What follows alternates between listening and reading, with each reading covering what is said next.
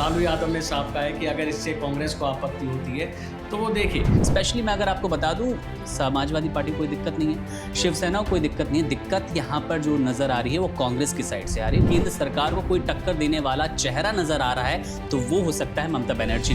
हैसियत के साथ अगर आप सीट किसी राज्य में मांगेंगे तो वो नहीं मिलेगी। सारी लड़ाई इसी बात की है। लेकिन अगर मुख्यमंत्रियों में रहते हुए अगर सबसे मुखर अगर कोई चेहरा है इस वक्त भारतीय राजनीति में तो वो है बंगाल की ममता बनर्जी। ममता बनर्जी के लिए प्रदेश सबसे पहले, उसके बाद केंद्र में वो सेकेंडरी रखती हैं और अगर उनको मौका मिलता है तो केंद्र में आती हैं। नमस्कार, मैं हूं राशिद और स्वागत है आपका वन इंडिया हिंदी के पॉडकास्ट में।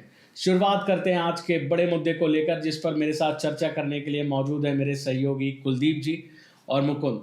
सबसे पहले मैं आपको बता दूं कि आरजेडी सुप्रीमो लालू यादव ने एक बड़ा बयान दिया है। उनके बयान से हलचल पैदा हो गई है। तमाम नेताओं के बयान सामने आ रहे हैं। उन्होंने कहा है कि इंडिया ब्लॉक का प्रमुख अब पश्चिम बंगाल की सीएम ममता बनर्जी को बनाया जाना चाहिए और वो इसका समर्थन करेंगे। लेकिन आखिर वजह है कि उन्होंने ऐसा बयान दिया क्यों, और इस बयान से क्या क्या राजनीतिक सरगर्मियां बढ़ रही हैं, इस बयान देने के पीछे वजह क्या है, और आखिर क्या सबसे बड़ा सवाल, क्या इंडिया गठबंधन में सब कुछ ठीक नहीं चल रहा। बात करेंगे सबसे पहले कुलदीप जी से। कुलदीप जी, सबसे पहला मेरा सवाल यह है कि आखिर लालू यादव ने ऐसा बयान क्यों दिया। देखिए, लालू प्रसाद यादव इस पूरे इंडिया अलायंस के कर्ता धर्ता हैं। उन्हीं की पहल के बाद नीतीश कुमार हालांकि शुरुआत में ही चले गए कुछ महीने के बाद, लेकिन जो कर्ता धर्ता हैं उसका श्रेय लालू प्रसाद यादव को ही जाता है। लालू प्रसाद यादव ने ही इस पूरे जो इंडिया गठबंधन का जो गठन था, इसकी जो मुहिम थी वो शुरुआत उन्होंने ही की थी। आइडिया सही पूछिए तो आइडिया ही लालू प्रसाद यादव का ही था और लालू प्रसाद यादव ने सबको जोड़ा। अखिलेश से लेकर के साउथ में जाकर के सबको बुलाया, सबको एक मंच पर लाने का जो श्रेय है वो लालू को है। लेकिन ये जो इंडिया गठबंधन बना था वो दरअसल इसकी शुरुआत से लेकर के अंत इसका पहले से तय था, क्योंकि इसकी शुरुआत इसलिए थी ताकि लोकसभा चुनाव में हम लोग एक साथ मिल करके विपक्ष की भूमिका निभाएं और विपक्ष बन करके एक साथ जब आवाज़ गूंजेगी तो हो सकता है साल 2024 का चुनाव हम लोग अपनी तरफ खींच पाएं, ज़्यादा से ज़्यादा सीटें मिल पाएं। लेकिन इसमें लालू की जो मुहिम थी उस मुहिम में राशिद काफ़ी हद तक कामयाबी मिली। बीजेपी को 240 पर रोकने के पीछे जो इंडिया अलायंस ने जो काम किया वो उसी का था। लेकिन अब सत्ता तो नहीं मिली, लेकिन जो टारगेट था वो लगभग अचीव होते रह गया। अगर लेकिन सत्ता मिल जाती तो पूरी तरह से ये सफल हो जाता। लेकिन अब क्या है, अब बाकी जगह की जो स्टेट्स की जो राजनीति है वो राजनीति सारे दलों को सता रही है। अगर ये इंडिया अलायंस बना रहता है तो राज्यों के जो इलेक्शन होंगे उन राज्यों के इलेक्शन में बड़ी गफलत होगी, बड़ी लड़ाई वहाँ पर होगी और फिर वो बिखराव की स्थिति आने लगेगी। जब जिस विधानसभा या जिस राज्य में विधानसभा के चुनाव होंगे वहाँ ये खटपट शुरू हो जाएगी। तो इसलिए अब ये नेतृत्व तो कांग्रेस, क्योंकि कई जगह जहाँ पर कांग्रेस है या जहाँ पर सरकारें कांग्रेस की नहीं या विपक्ष में हैं तो वहाँ भी वो ज़्यादा से ज़्यादा सीटें इसी बहाने लेना चाहती है। और यही सबसे बड़ा रोड़ा है कि जो वहाँ पर सबसे बड़े दल हैं, चाहे यूपी में अखिलेश यादव हों या फिर बिहार में या फिर बंगाल में, जब चुनाव आएगा तो वहाँ कांग्रेस को ही लाभ मिलना है। और कुलदीप, देखा जाता है कि कांग्रेस एक बड़ी शुरू से बड़ी पार्टी रही है और वो अपना नेतृत्व करना चाहती है। लेकिन लालू यादव ने साफ कहा है कि अगर इससे कांग्रेस को आपत्ति होती है तो वो देखे। लेकिन ममता बनर्जी का इसमें नाम क्यों? क्या ममता बनर्जी एक बड़ा चेहरा है जो इंडिया गठबंधन को रिप्रेजेंट कर सकती हैं? क्या इससे बीजेपी को और मतलब सीटों का नुकसान हो सकता है? क्या कोई ऐसा चेहरा है? देखिए, इसके पीछे एक बहुत बड़ी रणनीति विपक्ष की या कहूँ तो लालू प्रसाद यादव की भी है। वो इसलिए है क्योंकि कांग्रेस के जो जहाँ लीडरशिप है, जहाँ पर स्टेट्स में सरकार है, वहाँ पर ऐसा कोई मुखर नेता नहीं है जिसका केंद्र में बहुत अच्छा दबदबा हो या केंद्र में जो आला कमान में कोई बैठा हो। ऐसा कोई मुख्यमंत्री आप अगर याद करेंगे तो कांग्रेस का कोई निकल करके नहीं आएगा। लेकिन अगर मुख्यमंत्रियों में रहते हुए अगर सबसे मुखर अगर कोई चेहरा है इस वक्त भारतीय राजनीति में तो वो है बंगाल की ममता बनर्जी। और वही बीजेपी से सबसे ज़्यादा उनके सांसद हों या फिर वो खुद सबसे ज़्यादा उनकी लड़ाई अगर टक्कर में और जितनी मुखरता के साथ, जितने आक्रामकता के साथ वो दिखाती हैं, तो ये लग रहा है इंडिया गठबंधन के जो अलायंस हैं, जो कांग्रेस के अलावा जो बाकी लोग हैं, कि अगर कोई लड़ सकता है, बीजेपी को काउंटर कर सकता है, अमित शाह और मोदी से बिना डरे कोई बात कह सकता है। और दूसरी बात, महिला चेहरा, इसका सबसे बड़ा फायदा यही सबसे अच्छी बात उनके पक्ष में जाती है ममता बनर्जी के। इसीलिए ममता बनर्जी को अब लीडिंग पोजीशन में इसलिए दिया जा रहा है क्योंकि वो मुखर भी हैं, बंगाल से आती हैं और उनकी अपनी पार्टी की सरकार चल रही है, अच्छे खासे सांसद हैं, अच्छी खासी जो है उनकी इस वक्त मौजूदा स्थिति में अगर देखा जाए तो विपक्ष के नेताओं में सबसे ज्यादा मजबूत वही है, सबसे ज्यादा मजबूत हुए हैं, चर्चित हुए हैं।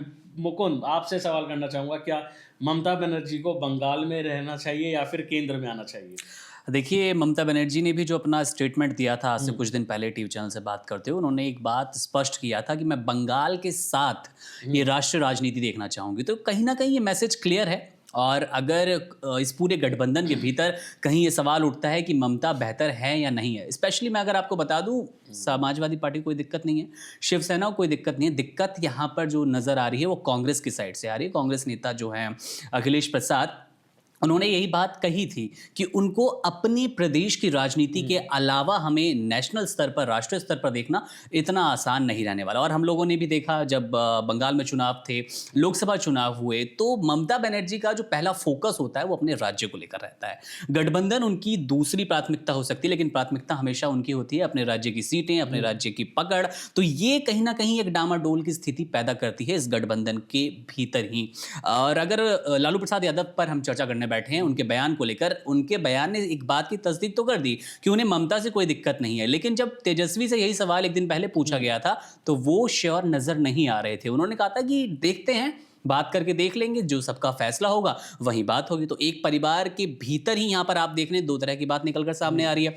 गठबंधन के भीतर तो 100 तरह की बातें हैं और तमाम जो नेता हैं अपनी अपनी टिप्पणियां देते हैं, लेकिन मैं वही कहूँगा कि बहुत ज़्यादा मुश्किल नहीं होगी। जैसे कुलदीप जी ने भी कहा कि मोदी शाह को, या फिर सीधे तौर पर कह लें केंद्र सरकार को कोई टक्कर देने वाला चेहरा नजर आ रहा है तो वो हो सकता है ममता बनर्जी का। क्यों ममता बनर्जी? क्या उनके कट्टर बयान ज्यादा लोग सुनते हैं या फिर उन्हें एक समुदाय का चेहरा बना दिया जाता है? कट्टर बयानबाजी तो चलिए, ये तो फिर एक तरफ का की बात करने वाली बात हो जाएगी, लेकिन जो ममता बनर्जी की अपनी पकड़ है, जो पैठ है, बार बार मात देने की जो ताकत है बीजेपी को, एनडीए को, वो कहीं ना कहीं प्रभावित करती है। जब तक नीतीश कुमार थे, नीतीश कुमार भी एक बड़े चेहरे के रूप में जाने जा रहे थे। अब जैसे ही नीतीश कुमार इस गठबंधन से आउट हुए हैं तो मोहभंग हो गया है इस गठबंधन का। कुलदीप जी ने एक बहुत अच्छी बात कही थी कि इस गठबंधन की जो तय सीमा थी ना, वो लगभग समाप्त हो चुकी है। 2024 के लोकसभा चुनाव के लिए ही ये गठबंधन तैयार किया गया था, वहां इन्हें विफलता मिली। उसके बाद अब ये लीपा पोती वाला दौर चल रहा है।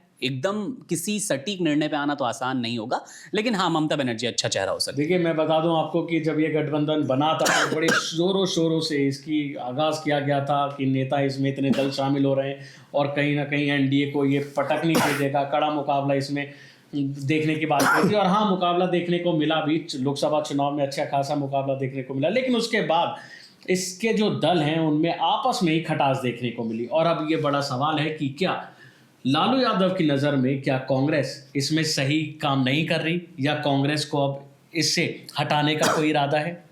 लालू प्रसाद यादव, जैसा कि मुकुंद ने कहा कि प्रदेश की राजनीति, हर नेता जो जहां पर है उसके लिए प्रदेश की राजनीति बहुत बड़ी मायने रखती है। जैसे ममता बनर्जी का इन्होंने जिक्र किया कि ममता बनर्जी के लिए प्रदेश सबसे पहले, उसके बाद केंद्र में वो सेकेंडरी रखती हैं और अगर उनको मौका मिलता है तो केंद्र में आती हैं।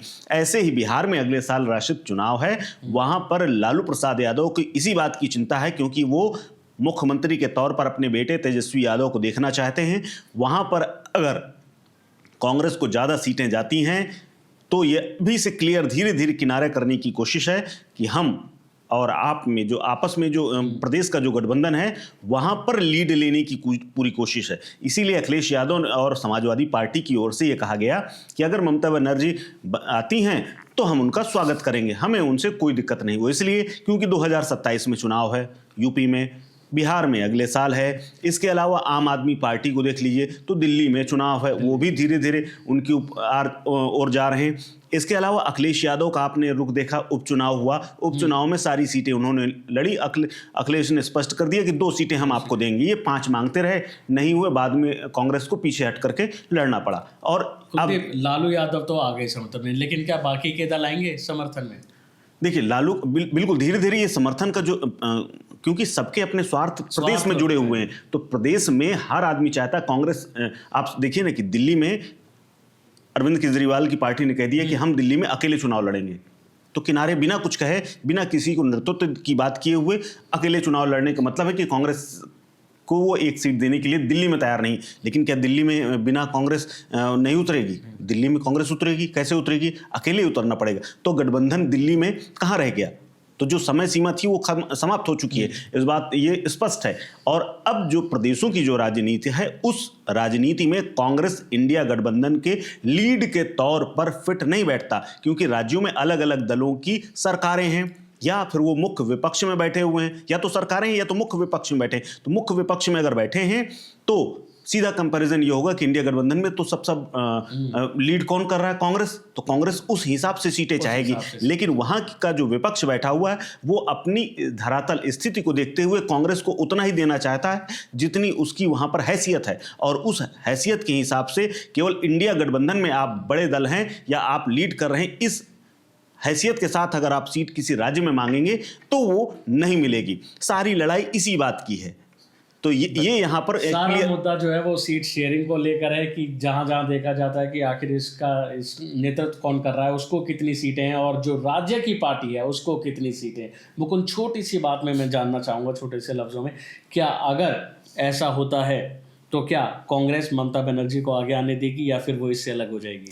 देखिए, इसका नाम बेशक विपक्षी एकता गठबंधन है, लेकिन जब से इस गठबंधन की शुरुआत हुई एकता नजर नहीं आई, और यही सिर्फ फुटबॉल का दौर दोबारा शुरू होगा।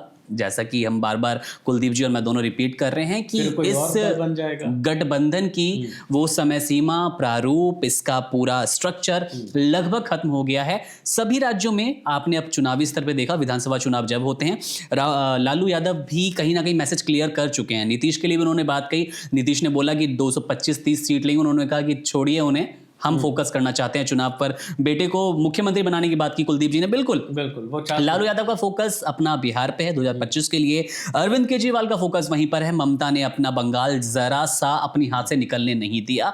तो बिल्कुल ये वही दौर आएगा। अगर कांग्रेस सीधे तौर पर तो ममता का समर्थन नहीं करने वाली, लंबी चलेगी ये प्रक्रिया। अभी सटीक कुछ कह पाना तो बहुत आसान नहीं होगा। लालू यादव ने बयान देके राजनीति तो गरमा दी है, लेकिन ये बहस कहाँ पे रुकेगी और इस बयान का असर क्या क्या होगा? क्या इसके दल में, क्या इस बयान के समर्थन में भी कौन कौन से दल आएंगे, कौन कौन से नेता आएंगे, ये देखने वाली बात होगी। ये चर्चा आपको कैसी लगी वीडियो में कमेंट पे ज़रूर बताएं। शुक्रिया।